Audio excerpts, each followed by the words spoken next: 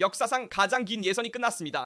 실제로 2시간 동안 진행되었고 결국 베르스타펜이 폴 포지션을 차지했습니다. 하지만 먼저 페라리의 재앙을 분석해야 합니다. 여러분, 샤를 르클레르가 15번 코너에서 벽에 부딪히고 루이스 해밀턴이 Q2에서 탈락하며 결국 르클레르는 10위, 해밀턴은 12위를 차지한 것은 이번 예선전에 예측할 수 없는 시나리오였습니다. 우리는 항상 금요일에는 페라리가 챔피언이라고 말하지만 이번에도 다시 한번 사실로 드러났습니다. 하지만 토요일이 되면 모든 것이 다시 페라리에게 불리하게 돌아오고 이 상황은 정말로 참담합니다. 각 에피소드를 자세히 분석해 봅시다.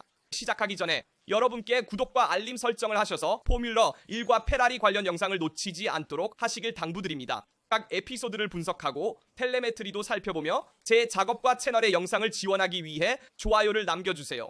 항상 그렇듯이 영상이 마음에 드시면 좋아요를 남기고 아래에 댓글을 남겨주시면 트랙에서 발생하는 모든 에피소드에 대해 함께 토론하고 모든 댓글에 답변하겠습니다. 그럼 바로 분석을 시작하겠습니다. 먼저 맥스의 폴 포지션 전에 르클레르와 페라리의 상황에 대해 이야기하고 싶습니다. 르클레르의 경우부터 시작해서 해밀턴으로 넘어가겠습니다. 우리는 르클레르가 실수로 인해 매우 실망한 모습을 보았습니다. 15번 코너에서 실수를 저지른 것은 이번이 처음이 아닙니다. 2025년 예선에서 그런 일이 있었던 것을 보았습니다. 2024년에도 2021년에도 같은 실수를 했고 2019년 예선 성 구간에서 르클레르의 실수도 기억합니다. 그래서 이미 르클레르가 여기 바쿠에서 실수를 저지른 적이 있습니다. 르클레르는 매우 강력한 드라이버이지만 전방 그립에 무의존적입니다. 이 부분에 대해 기술적인 논의도 해야 하지만 그 전에 먼저 르클레르의 사고를 보고 나서 이 중요한 논의를 하겠습니다. 자, 이제 샤를의 사고 과정을 잠깐 살펴보고 함께 이야기해봅시다. 샤를이 바로 여기 15번 코너에 도착합니다. 여기서 왼쪽 앞바퀴의 잠금을 잃고 탈출로로 직진하기에는 너무 늦어져서 코너를 돌기로 결정하지만 결국 돌지 못합니다. 이 지점에서 너무 느려서 차를 돌릴 수 없고 결국 벽에 부딪힙니다. 샤를이 왜 이 실수를 저질렀을까요? 이 실수는 확실히 최적의 조건이 아닌 트랙 상태 때문입니다. 특히 이 트랙의 이 지점에서 그립이 부족했습니다. 이 상황에 더해 중간 타이어를 사용하고 있었습니다. 미디엄 타이어는 뒤쪽 그립을 더 보장해주는데 이는 타이어가 덜 과열되기 때문이고 하지만 앞쪽 그립은 더 적은데 그 이유는 앞바퀴 타이어에 에너지를 덜 전달하게 되고 따라서 앞 타이어의 온도를 올리기가 더 어렵기 때문입니다. 이것이 샤를의 문제입니다. 앞 타이어의 온도에 매우 의존적입니다. 이것은 그가 항상 오버스티어로 운전하기 때문에 나타납니다. 여러 분석에서 그가 코너에 매우 빠르게 진입하고 다른 사람들보다 늦게 브레이크를 잡지만 마지막 순간에 차를 회전시킨다는 것을 보았습니다. 이 마지막 순간에 차를 회전시키는 것은 트랙에 그립이 있고 온도가 높을 때 작동합니다.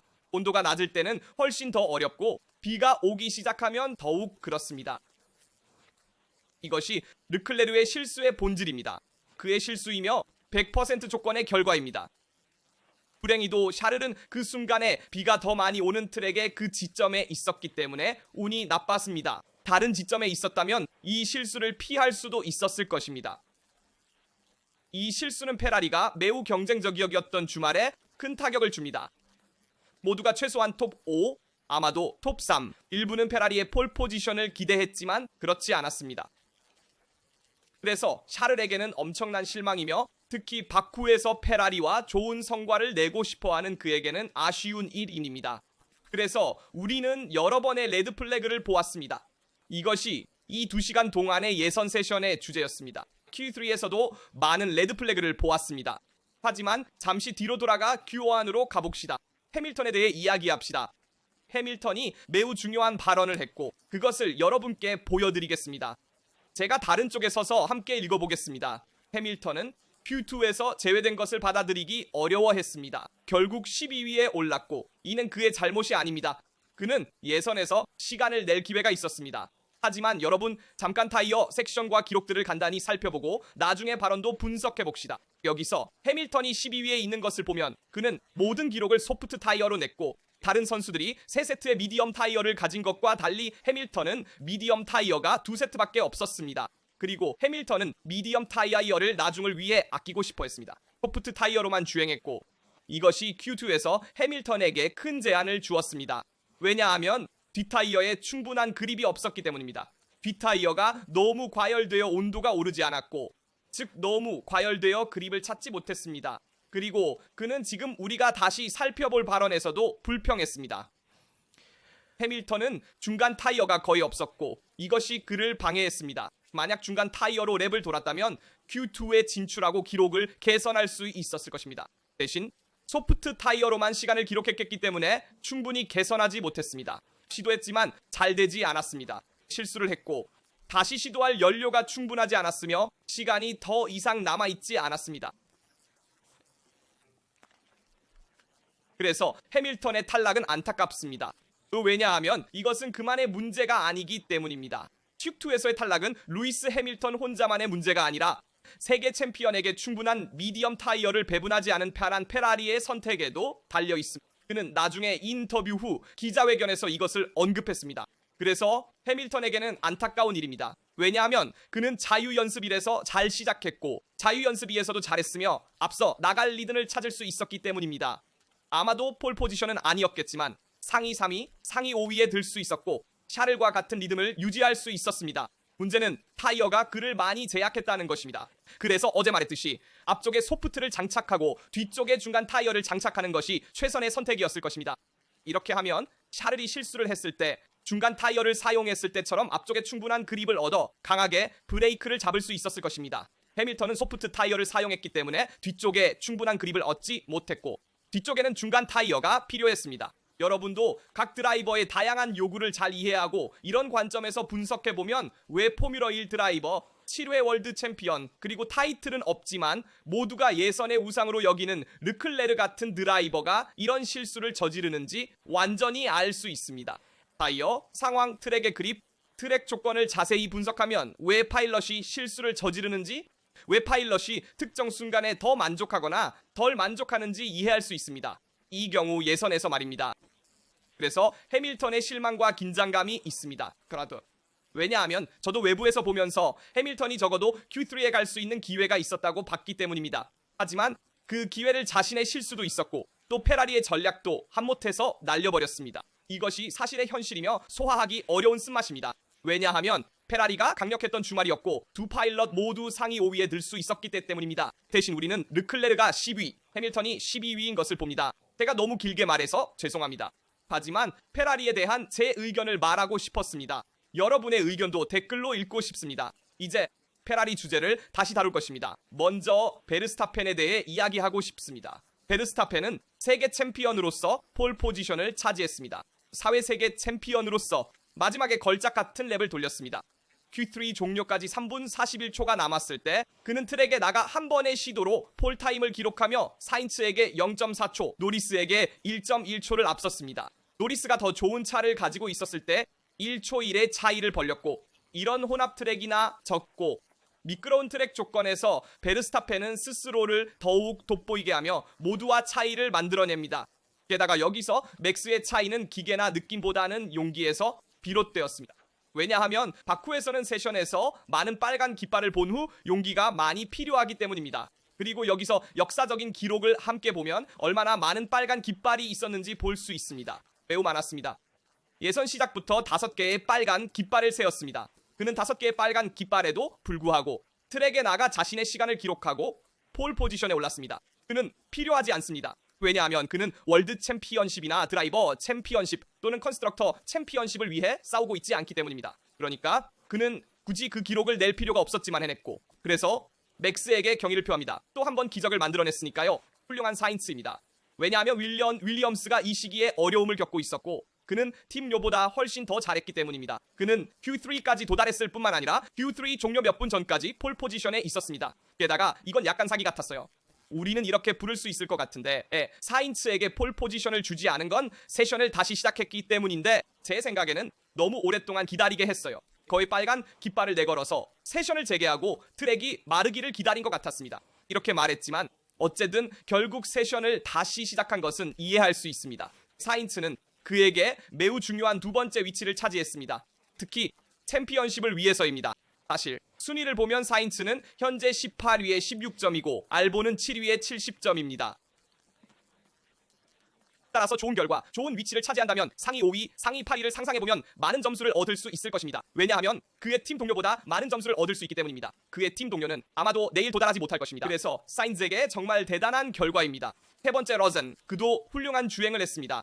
네 번째 안토넬리, 정말 대단한 키미입니다. 여러분 필요할 때는 키미에게 칭찬을 해줍시다. 그는 최근 정말 힘들었고 그런 대우를 받을 자격이 없습니다. 확실히 그는 성장할 시간이 필요합니다. 그는 19살이고 어린아이입니다. 우리가 라셀이 그의 나이에 윌리엄스에 있었을 때를 기억하나요? 맥스가 그의 나이였을 때를 기억하나요? 즉 우리는 드라이버들이 성장할 시간을 주고 조금의 시간을 줘야 합니다. 사실 토토 월프도 이 점을 이해했고 키미에게 멘탈 코치 역할을 하고 있습니다. 그의 팀 음람 라디오 들려드릴게요. 우리가 그것을 다시 들을 수 있을지 한번 보겠습니다. 정말 흥미로울 것 같습니다. 제가 틀리지 않았다면 이겁니다. You know, Kimmy, you tons of times just needs a 6.5 minutes, just one clean lap.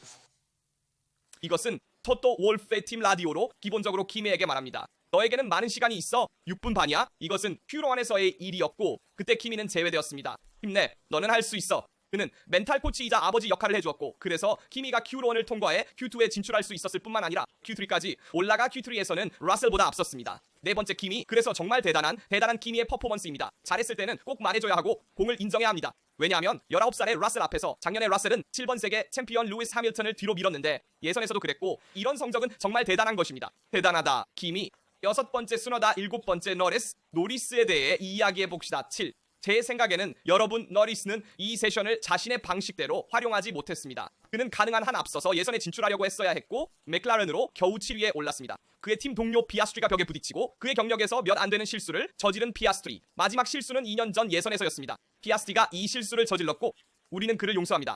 이렇게 긴 시즌에서 실수를 저지르는 것은 있을 수 있는 일입니다. 물론 하지 않는 게 더 좋았겠지만 이런 말은 뻔한 이야기고 그래도 이런 실수들이 나올 수 있는 상황입니다. 너리스는 체크 포인트가 있고 팀 동료보다 훨씬 더 잘할 수 있는 기회가 있으며 현재 순위에서 가지고 있는 우위를 회복할 수 있습니다. 내 기억이 맞다면 지금 대략 30점 정도 차이가 납니다. 한번 확인해 봅시다. 내가 틀리지 않았다면 41점 차이입니다. 그러니까 너는 내가 가진 이 이점을 너만의 방식으로 최대한 활용해야 해.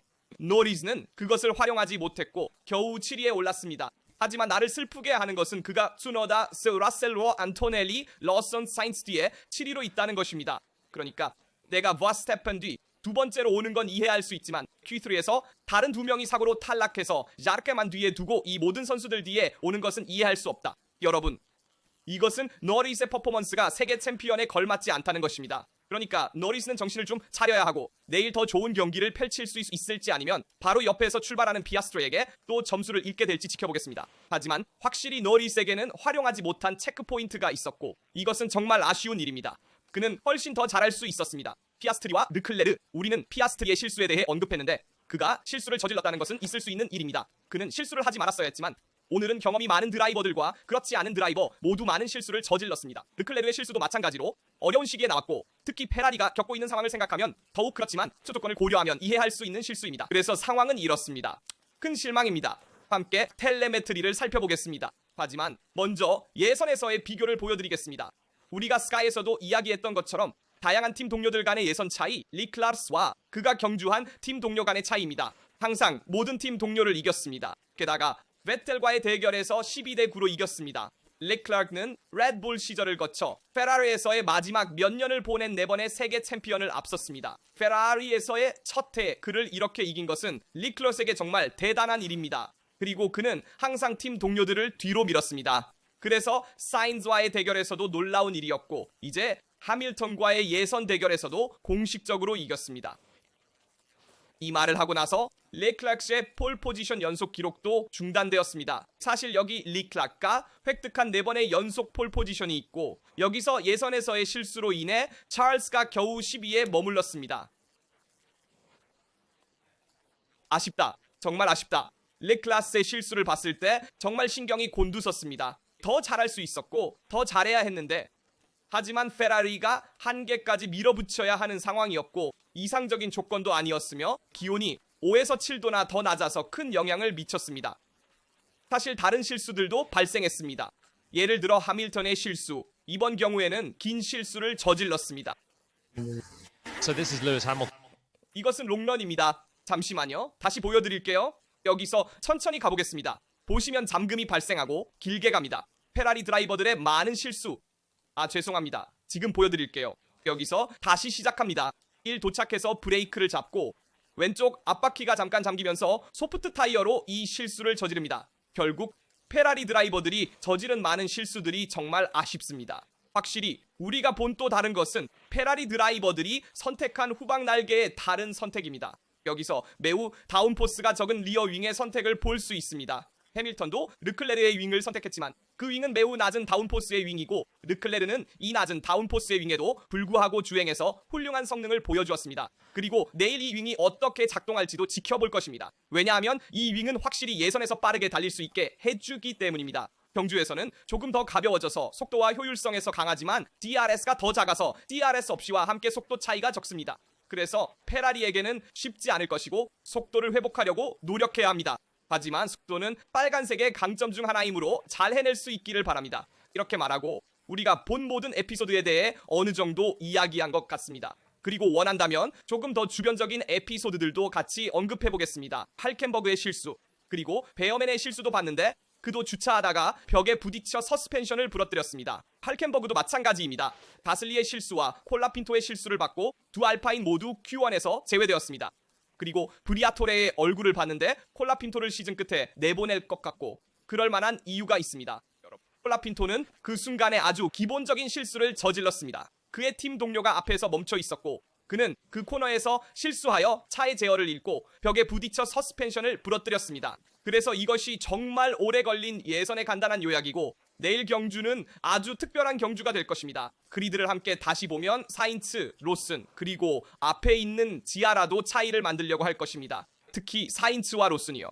키미가 어떻게 주행할지도 볼 것이고 또한 트랙 컨디션이 전략에 영향을 줄 수 있으니 주의해야 합니다. 한 번의 피트스톱 또는 두 번의 피트스톱 누가 더 빠를지. 메르세데스는 낮은 온도 조건에서 매우 빠를 수 있으므로 과소평가하지 마세요. 그리고 보통 메르세데스는 예선에서 경주보다 더 힘들어합니다. 그래서 메르세데스는 빠르게 달릴 수 있고 포디움을 차지할 수도 있습니다. 내일 우승 후보 1위는 베르스타펜입니다. 맥라렌이 이렇게 뒤에서 출발하는 것을 보면 이 트랙에서 그렇게 좋은 느낌을 받지 못했습니다. 피아스트리의 많은 실수를 받고 노리스가 벽을 건드린 실수도 봤습니다. 결국 맥라렌은 최고의 트랙이 아닙니다. 그래서 포디움에 대해 저는 베팅합니다. 여러분의 예측도 알려주세요. 하지만 저는 베르스타펜이라고 말합니다. 나는 키미로 승부를 걸어볼게. 그리고 러셀 정말 한번 해보고 싶어요. 네, 사실 메르세데스에 좀 달려있지만 그래도 저는 베르스타펜, 키미, 러셀로 갑니다. 포디움이 이렇게 끝날지 한번 볼 거고 페라리가 톱 5에 들었으면 좋겠어요. 하지만 내일 회복하기는 어려울 거예요. 앞에 빠른 차들이 많으니까요. 지켜봅시다. 혹시 미친주나 뭔가가 판을 뒤흔들 수도 있으니까요. 하지만 먼저 여러분께 이 차이를 보여드리고 싶었습니다. 여기 중앙 섹터에서 베르스타펜이 어떻게 더 빠르게 달리는지 보세요. 둘 다 파란색이어서 차이가 크게 보이지 않지만 맥스가 더 밝은 파란색으로 더 강하게 들어가는 것이 확실히 보입니다. 사인츠는 최고 속도에서 약간 힘들어했고 맥스는 더 강하게 달릴 수 있었습니다. 그래서 맥스와 사인츠, 즉 베르스타펜 사이에 이런 차이가 있습니다. 여러분의 의견을 댓글로 알려주세요. 예측에 대해 의견을 나누고 페라리의 상황에 대해서도 어떻게 생각하는지 궁금합니다. 여러분의 모든 댓글을 읽고 답변할 것입니다. 항상 여러분에게 구독하고 알림을 활성화하여 채널에서 나오는 모든 비디오를 놓치지 않도록 하세요. 포뮬러1과 페라리를 분석하고 모든 세션과 텔레메트리를 함께 봅니다. 그리고 비디오를 지원하기 위해 좋아요를 남겨주세요. 여기 라스트에서 모든 것이 끝났습니다. 다음에 뵙겠습니다.